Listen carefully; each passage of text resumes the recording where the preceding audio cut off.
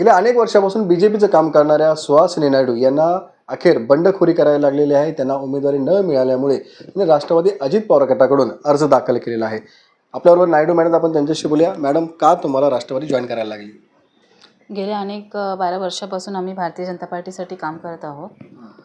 तुम्ही यादी बघाल, तुम्हाला जे या उमेदवारांचं नावं आहेत तर तुम्ही आयुष्यात कधी ऐकलेलं पण नसेल.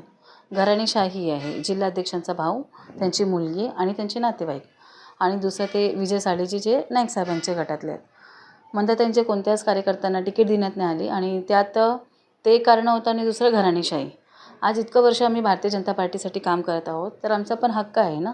आज 10 वर्ष 12 वर्ष हा खूप मोठा टाईम आहे एक युवा पिढींसाठी. आज भारतीय जनता पार्टी असं म्हणतात की आम्ही घराणेशाही करत नाही आणि अटल बिहारीजींचं जे जे हे आहे त्यात आपण चालतो, विचारधारामध्ये आपण चालतो.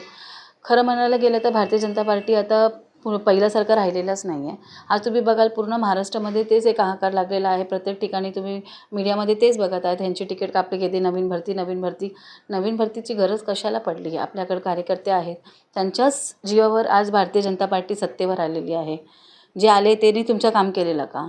जे लोक तुमच्या विरोधात काम करत होते त्यांना घेऊन तुम्ही जे मूळ कार्यकर्ता आहेत त्यांना नाराज करायची जे रणनीती भारतीय जनता पार्टीमध्ये चाललेलं आहे, खूप चुकीचं आहे. आज भारतीय जनता पार्टीची सत्ता कशामुळे आहे? याच कार्यकर्त्यामुळे. आम्हीच काम करत होतो, झेंडे घेऊन आम्हीच फिरत होतो. ज्यावेळी राजन विचारे साहेब पक्षात होते आणि म्हणजे विरोधात होते आणि ते मस्के साहेब उभे होते, त्यावेळी आम्ही भारतीय जनता पार्टीसाठी काम करत होतो आणि त्यांच्या लोकांना महायुतीत घेतली. आणि मग नंतर ज्यावेळी मंदाताई उभे होते, त्यावेळी आपल्या विरोधात जे काम करत होते त्यांना पक्षात घेतलं, त्यांना उमेदवारी दिली गेली. मग आम्ही निष्ठावंत काम केलं.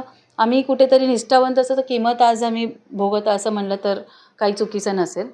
जे भारतीय जनता पार्टीचं मध्ये आता जे चाललेलं आहे, मी भारतीय जनता पार्टीचं खूप मनापासून रिस्पेक्ट करते.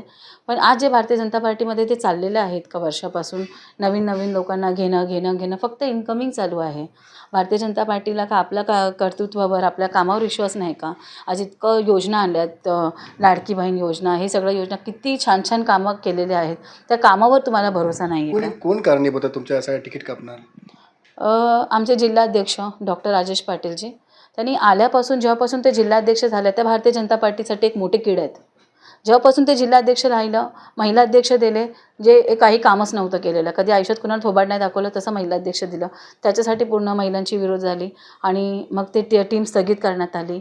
त्यांचं जे कार्यकाल आहे ना, त्यालाच मोठं प्रश्नचिन्ह राजेश पाटीलजी आहेत.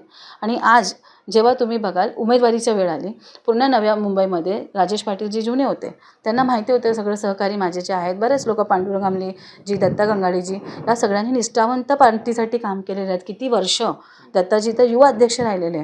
ते सगळे लोकांची तिकीट कापली गेली, त्यांना दिसलं नाही का? फक्त तुमचं घराणेशाही, तुमची 4 तिकीट, तुमची 3 तिकीट, त्याचाच तुम्ही विचार केला आणि कुठेतरी तुमच्या स्वार्थासाठी माझ्या राजकीय बळी घेतली गेली. माझं करिअर खराब करायचा प्रयत्न केला गेला. पण माझं जे आहेत ना, मी कामं केलेले आहेत, घराघरात पोचून काम केलेलं आहेत.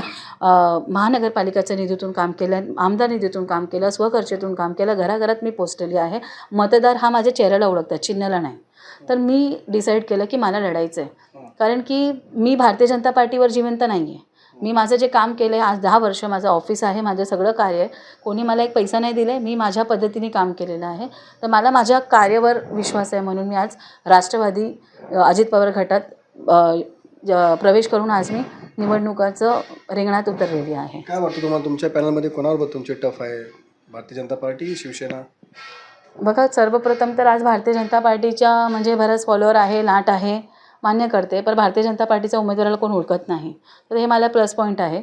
आणि दुसरं, महाविकास आघाडी म्हणजे आता महायुतीचे जे आपले स्थानिक नगरसेवक आहे, त्यांची पत्नी आहे माझ्या विरोधात.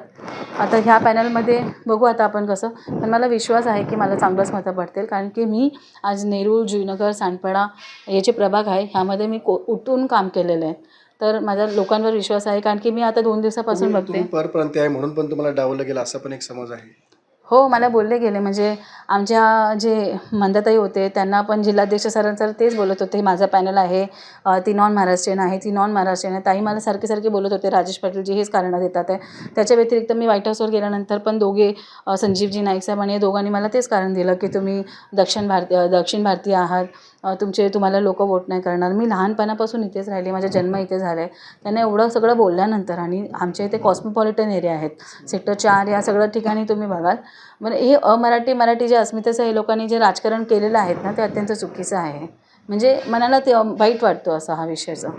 नक्कीच आपण पाहतो की या ठिकाणी गेल्या अनेक वर्षापासून भारतीय जनता पार्टीचं आम्ही काम केलं, मात्र नव्या आलेल्या या ठिकाणी कार्यकर्त्यांना उमेदवारी दिली जात असल्यामुळे मूळच्या भारतीय जनता पार्टीच्या कार्यकर्त्यावरती मात्र अन्याय होत असल्याचं या ठिकाणी नायडू यांनी सांगितलेलं आहे. विनायक पटेल, एबीपी माझा, नवी मुंबई.